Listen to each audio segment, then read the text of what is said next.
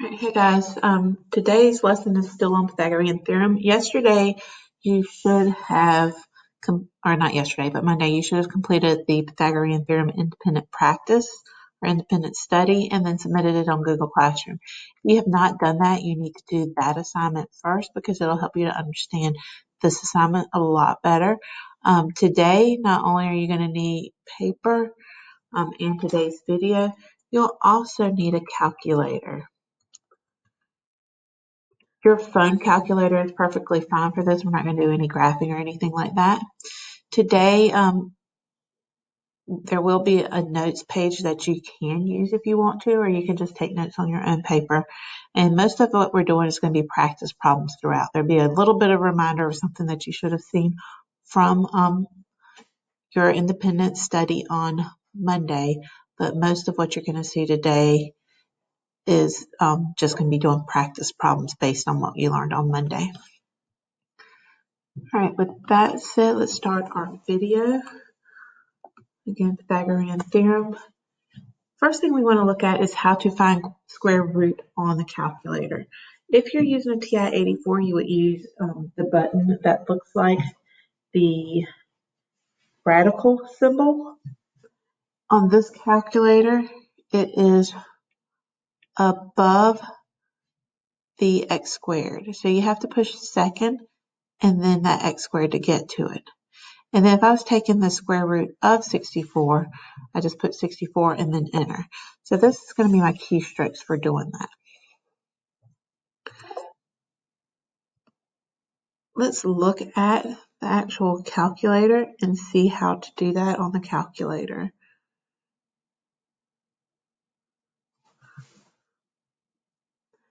On your handheld calculators or the one on your phone, you might not have to push second or anything like that to get to it. But on this type of calculator, you do. All right, so again, you'd have to push second and then that x squared. Notice it pulls up the radical symbol and then you just need to enter what the radicand would be. Let's say we're finding the square root of 89. Push enter. It's not a perfect square. The reason we know is because it has all these numbers behind the decimal that keep going on and no pattern starts or anything like that. So again, if you're looking for a square root of a number that's not a perfect square, you'd use just that symbol and then round it to the nearest tenth or hundredth or whatever the instructions say. The next page is, or the next slide is going to tell you how to find the square or the cube root of a number. So on this calculator, we're going to do cube root and we have to push the math button. There's two different ways that you can do it from here. This fourth step right here is the one that we're going to be using because it already has the index of 3. So that represents cube root of some number. If your calculator does not have that button on it, but it has the x and then the radical, usually you just need to push 3 and then the button that has that x and radical, because that will be that 3 needs to be the index. So again, that's how you would do it on most calculators that don't have the cube root function that this one does. But since this one does have cube root function, I'm going to push 4. You see that again, it pulls up as cube root of some number. I'm going to put in, again, 64. Cube root of 64 is 4. Again, let's find the cube root of another number. Second. I'm sorry, not second. Let me second quit that one. All right. Math, not second. So push math button and then the fourth one. Say we're doing the cube root of 89. That's the number we used before. Again, not a perfect cube, but 4.46 something times itself 3 times gives you pretty close to 89. All right, now let's go back to our PowerPoint. For cube root, again, on this calculator, as I said, you have to push math. And then after you've pushed math, the fourth option was cube root of, then enter whatever number you're going to have as your radicand, and then push enter, and it'll give you what your cube root is. Today, we're going to be dealing with squares and square roots because that's what Pythagorean theorem deals with. Notice that it says that the Pythagorean theorem is the sum of the areas of the two squares of the legs that are equal to the area of the square of the hypotenuse. Your hypotenuse is always the longest side of any right triangle. It has to be a right triangle.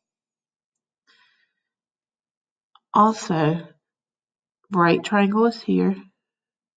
Your hypotenuse is always going to be represented as C. So here's our right angle. That's our hypotenuse because it does not touch the right angle. The two sides that form that right angle are called your legs. So if we look at the first example that's given to us, notice that we have a right triangle here in the middle. I can draw this little box right here that indicates it's a right triangle. The measurements of this side, let me do a highlighter,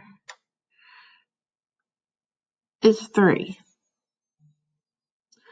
The measurement of this side is 4. If we take 3 squared, we get that area of 9 inside here. If we took 4 squared, the area is 16.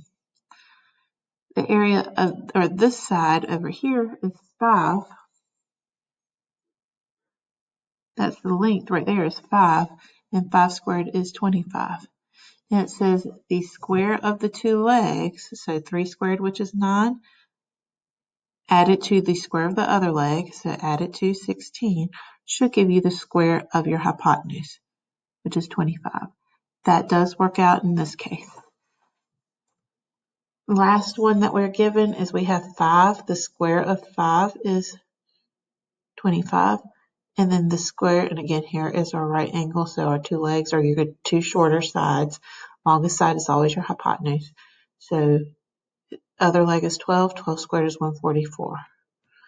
144 plus 25 gives you 169. And that is what 13 squared is. And again, that should have been something that you started trying to memorize last week when we dealt with squares and perfect squares. So the Pythagorean theorem is actually the statement that a squared, which is a leg, plus b squared, which is another leg, will equal your hypotenuse, which is the longest side of your right triangle, and it's directly across from the right angle, and it does not touch the right angle. So again, leg squared plus leg squared equals your hypotenuse. So let's look at some examples. These are 3 sets of numbers that we're looking to see would they form a right triangle. The way you check that is to see if your two shorter sides squared will give you that longest side squared. So you find your longest side, which is going to be, in this case, 29, so that's going to be my C. So I'll just call this one A, this one B. So 20 squared plus 21 squared should equal 29 squared in order for them to form a right angle or right triangle. 20 squared is 400. 21 squared is 441. 29 squared is 841. So I just took each number and squared it. You can do that on your calculator. You can pause the screen anytime you want to and just practice with this. 400 plus 441 is 841, which is what we have there. So it does check out. So these 3 numbers, 3 side lengths, will form a right angle. Second one, we have 10 squared, 15 squared, 20 squared. Our largest side is 20, so that's going to be our C. And so our other 2 are just A and B. So 10 squared plus 15 squared should equal 20 squared if this forms a right triangle. 10 squared is 100. 15 squared is 225. 20 squared is 400. Does 100 plus 225 equal 400? No, it does not. So this would be a does not equal. Therefore, no, this one is not a right triangle. Last one, our largest side is here, C. So I'm just going to call this one B, this one A. Just put them in numerical order. It doesn't really matter which one's A, which one's B. So 28 squared plus 45 squared should equal 53 squared if this is a right angle. 28 squared is 784. 45 squared is 2025, and 53 squared is 2,809. Does 784 plus 2025 equal 2809? Yes. So that is a right triangle.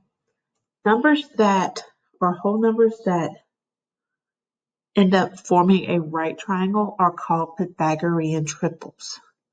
So that's a term that you're going to be seeing is Pythagorean triples. Something will ask you, are these Pythagorean triples? That just means can you use those three side lengths to form a right angle? So you just do the two shortest sides, a squared plus b squared, and see if it gives you that longest side squared. So here we have three more sets of numbers to determine are these Pythagorean triples. So what I want you to do is to pause the screen here and figure out, does the two shorter sides, call them A and B, can you square both of those, add them together, and get the third side squared?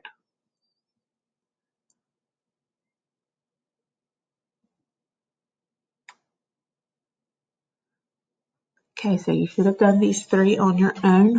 First one, 7 squared is 49, 11 squared is 121. 49 plus 121 does not give you 12 squared because 12 squared is 144. This will give you like 170, if I'm doing it correct. So this one, no, not a Pythagorean triple. Next one, again, our largest side is C. So 15 squared plus 20 squared equal 25 squared. 15 squared is 225. 20 squared is 400. 25 squared is 625. 225 plus 400 is 625. So yes, these are Pythagorean triples. And then the last set, the middle number here is our largest, so that will be our C. So one of them's A and one of them's B. So 30 squared plus 16 squared should equal 34 squared if this is a Pythagorean triple. 30 squared is 900, 16 squared is 256. Add them together, you do get 34 squared, which is 1156, so your answer is yes.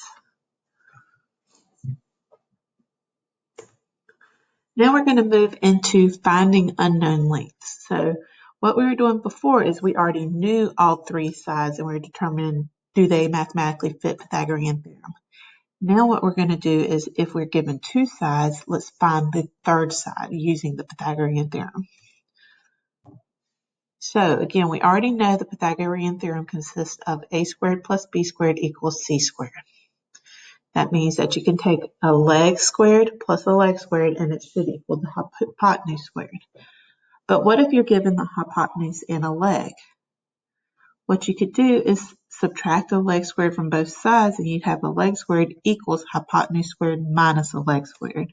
So that's the other way that you could see this written, which will also be written as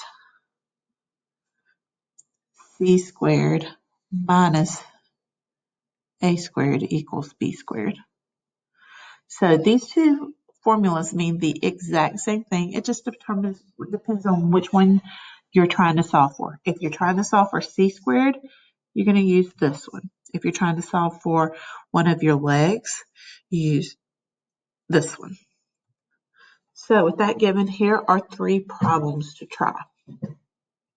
So in this first example, we're given our hypotenuse is 17, so we know that that's going to equal c. One of our legs is x, one of our legs is 15. So the way I'm going to write this is that x squared, that's a leg, plus my 15 squared should equal 17 squared. So now that I'm solving for x, I want x by itself, so I rewrote it in this format. 17 squared minus 15 squared will give me x squared. I figure that 17 squared is 289, 15 squared is 225. 289 minus 225 gives me 64. I have not solved for x yet. I have solved for x squared.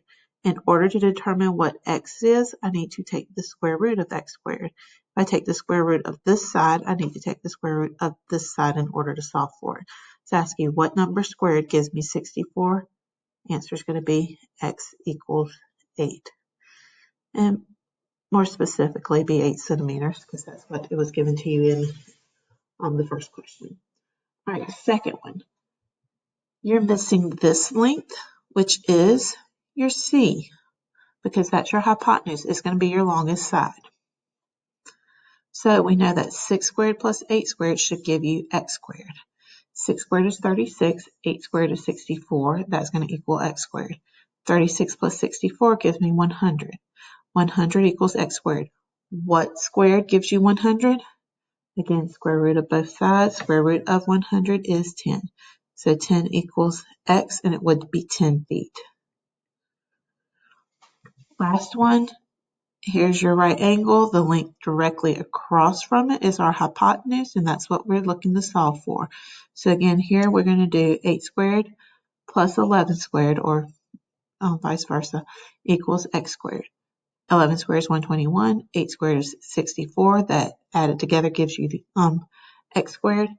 So x squared is going to equal 185. You need the square root of both sides. X equals the square root of 185. That is an exact answer. In order to get an estimated answer, we need to use our calculators. So go ahead and find the square root of 185 in your calculator, and we're going to round to the nearest tenth because that's what it asks for up there.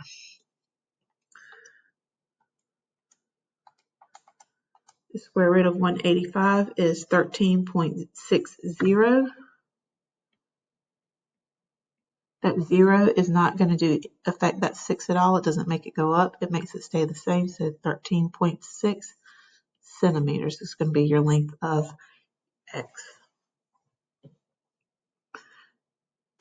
All right, so here's some more that we're going to look at. The first one, we have C as being 8.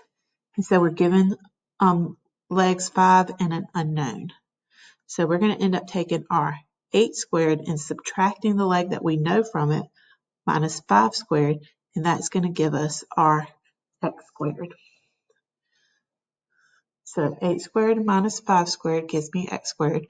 64 is 8 squared minus 25 equals x squared. 64 minus 25 is 39. We know that 39 is not a perfect square, so again, use your calculator to determine the square root of 39. Directions, round to the nearest tenth. The square root of 39 is, we have 6.24 something. That 4 is not going to impact that 2, so it's just going to be 6.2. This is inches. Number 2. Here our C, which is our hypotenuse, is what's missing. So we're going to take 11 squared and add it to 60 squared, and that's going to give us our x squared. 11 squared is 121. 60 squared is 3,600. 121 plus 3,600 is 3,721. Now take the square root of 3,721. X is going to equal 61. That is a perfect square. So that means we just found another Pythagorean triple. 11, 60, and 61 would be a Pythagorean triple. All right, last one on this page, we have C is given to us. We know that another leg is 9, and we're solving for x. So 15 squared minus 9 squared is going to give us that x squared. 15 squared is 225, 9 squared is 81. 225 minus 81 is 144. 144 is a perfect square. Take the square root of it, you get 12. So 12 meters is your answer, and that also tells me that 9, 12, 15 is a Pythagorean triple. All right, so this is our last set of problems. Again, I want you to solve these on your own, so you're going to be pausing the screen. Notice the first 3 you are solving for the unknown, and this one over here you can name the unknown. You can name it B or A or whatever you want to, since it's unknown, we know that this is our C, so I wouldn't call it C because our hypotenuse is given to you and that's C. So I would probably just call this one A. But when we're given one that has our hypotenuse given to you, remember you're just taking hypotenuse squared minus the known side squared, and that equals the unknown side squared. So pause the screen here, do the 3 problems at the top solving for the unknown, and then the 3 problems at the bottom to see if they give you perfect squares or a Pythagorean triple.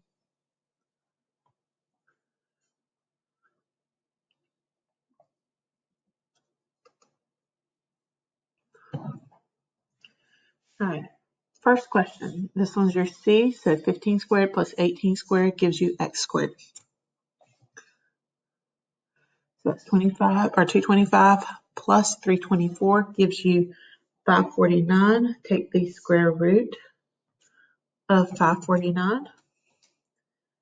It is not a perfect square. You end up with 23.43. That's enough information for us to round to our tenths. It's just going to leave you with 23.40 or 0.4. And again, that would be feet. If it asks for an exact answer, when you took the square root of this, square root of x squared is just x. And square root of 549 would just be left like that if they were asking you to leave it in perfect or in exact form. This is not exact because we had to round. If you've rounded something, it's not an exact answer. All right, moving up here to the second one. We are given C, and we are given one of our sides, or our legs. So 12 squared minus 8 squared gives us this unknown squared. So 144 minus 64 gives us x squared, which 144 minus 64 is 80. And then find the square root of 80. You get 8.94. That 4 does not impact that. So it's going to stay as 8.9 centimeters. Again, if you're asked for the exact answer would be square root of 80. There is a way that you could simplify that as well, but you don't really have to know how to do that, and it's kind of long. You'll learn about it in math too. Last one we've already talked about. This is our C, and we're looking for our A or B, whichever one you want to call it. So we're going to take 7.2 squared, subtract 5.3 squared from it, and see what we get. 7.2 squared is 51.84. 5.3 squared is 28.09. And when you subtract those, you get 23.75. Find the square root of that. If you are asked for the exact answer would be that x equals the square root of 23.75. If you're asked for an approximate is just when you have the little squiggle lines, means that it's about. You end up with 4.87. If you're asked to round to tenths, that 7 is going to make that 8 go up to be 4.9. All right, and then the 3 questions at the bottom, we're asking you if these are Pythagorean triples, meaning that they can be fit the rules of the Pythagorean theorem. So largest letter should be your C. So here's A, B, C. A squared plus B squared equals C squared. So that one is a Pythagorean triple. This one, square root of 85, we know is going to be larger than 9, so we know that this is going to be our largest side. Because square root of 81 is 9, square root of 85 is going to be a little bit more than 8 square root of 81. So we'll just call this A and B. We'll get 30 or 6 squared plus 7 squared equals the square root of 85 squared. Square root of 80 or square root and squaring are inverse operations. It's like the same thing as multiplying by 5 and dividing by 5. It ends up being the same number that you started out with. So they cancel each other out and leaves you with just 85. 6 squared is 36. 7 squared is 49. 36 plus 49 is 85. Technically, that's not a Pythagorean triple. Yes, they will give you a right angle, but remember a Pythagorean triple is numbers or whole numbers that would give you a form a right angle. This square root of 85 is not a whole number, so it's technically not one, but yes, it does form a right triangle. So answer is yes, it forms a right triangle. No, it's not a Pythagorean triple. Last one. Largest side is here, so that's going to be our C. 8 squared plus 10 squared should equal 12 squared. 64 plus 100 does not equal 144. So the answer with this one would be no. So the first two, A and B, are yes. Last one was no. All right, so going back to your assignment for today, you should have completed all those problems in the practice video. What you're going to need to do now is go to this Kahoot. It is linked in Google Classroom as well. When you click on it, it says enter a nickname. Make sure you enter your own name so that I'll have record of you completing this and what your score was. If it allows you to do it again, if you've done poorly on it and you want to do it again, then go ahead and try again. All right, guys, if you have any questions, come to our office hours, which is tomorrow or Thursday at 1 o'clock. And we will be working on Pythagorean theorem again on Monday. So this isn't the last thing you'll see with it. There's something else you can do with the Pythagorean theorem, and we need to look at how to do some word problems with Pythagorean theorem as well. All right, I look forward to seeing you at office hours, and we'll play a game again on Friday. So come to office hours on Friday.